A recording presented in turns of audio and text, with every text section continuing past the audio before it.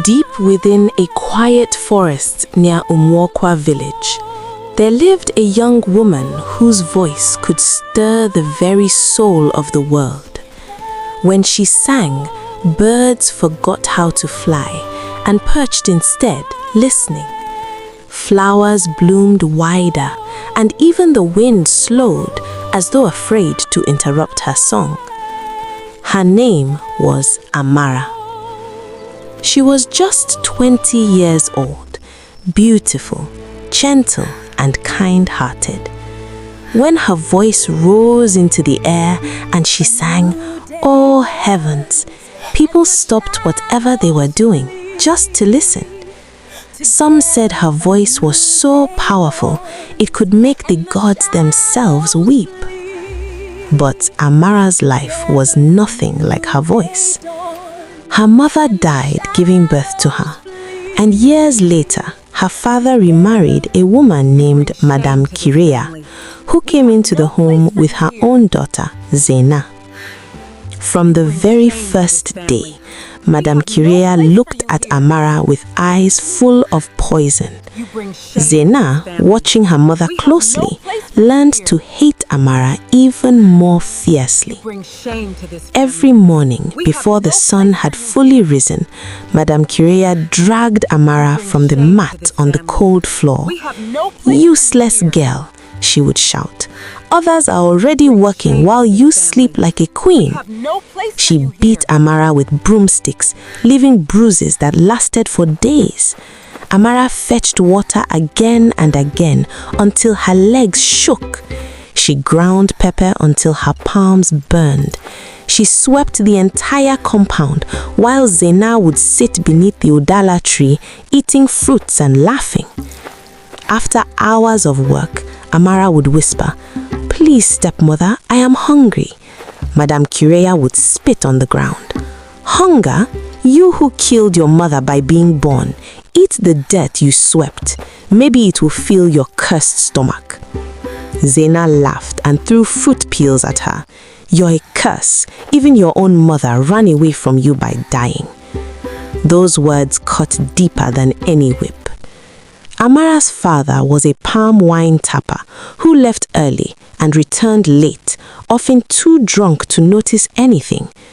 When Amara tried once to tell him the truth, Madame Kirea beat her so badly she could not walk for 3 days. From that day, Amara learned silence. But there was one place where she found peace: the forest. Whenever she went to gather firewood, Amara sang.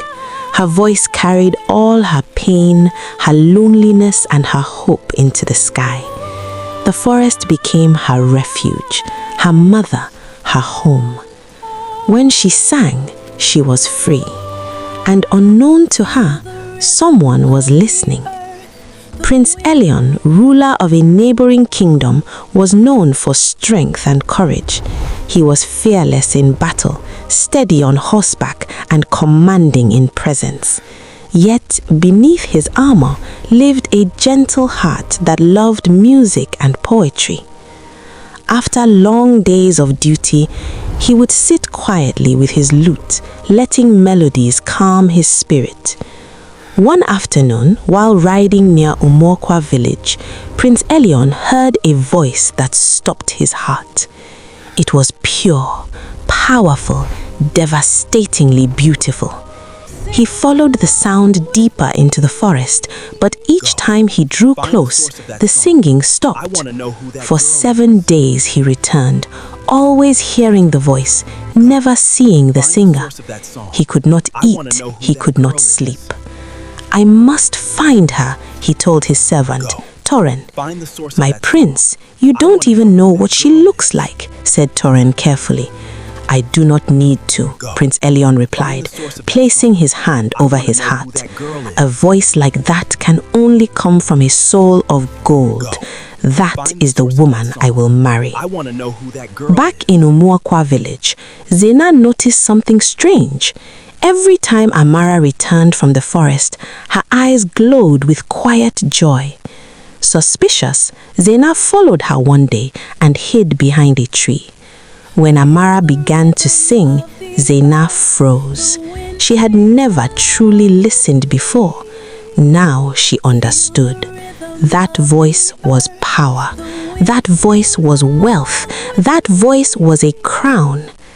That same evening, Prince Elion arrived in Umuokwa village with guards and servants. The villagers gathered in shock. "I seek the woman who sings in the forest every evening," the prince announced. "I wish to make her my wife." Before Amara could speak, Zaina stepped forward confidently. "It is I, Your Highness." Madame Kireya rushed to support her lie, praising Zaina's angelic voice. The prince smiled. "Then sing for me." Zaina opened her mouth, but only a weak croak came out. Panic filled her eyes.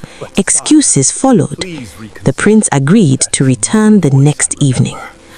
That night, Madame Kireya made a cruel plan. Amara would sing in secret. Zaina would pretend.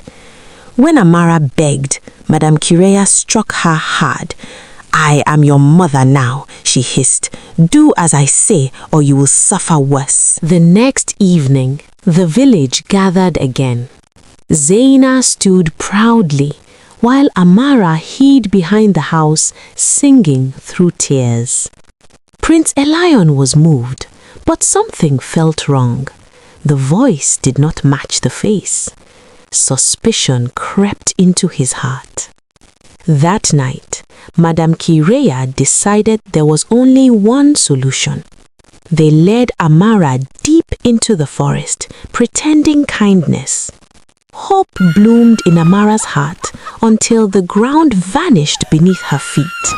She fell into a hidden pit. Laughter echoed above as sand and stones buried her cries. But fate was watching. Unable to sleep, Prince Elion followed them into the forest and witnessed everything. Guards rushed forward. Madame Kireya and Zaina were seized. From deep within the pit, a weak but beautiful voice rose once more.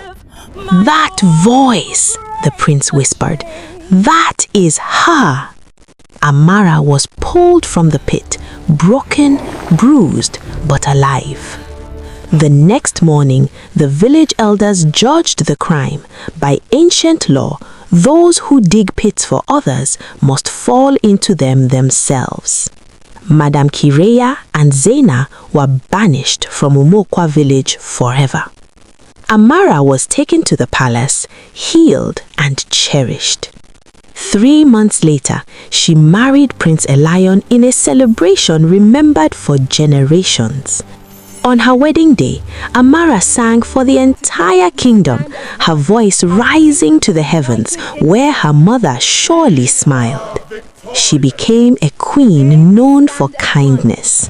She protected children, cared for widows, and changed laws to shield the innocent from cruelty.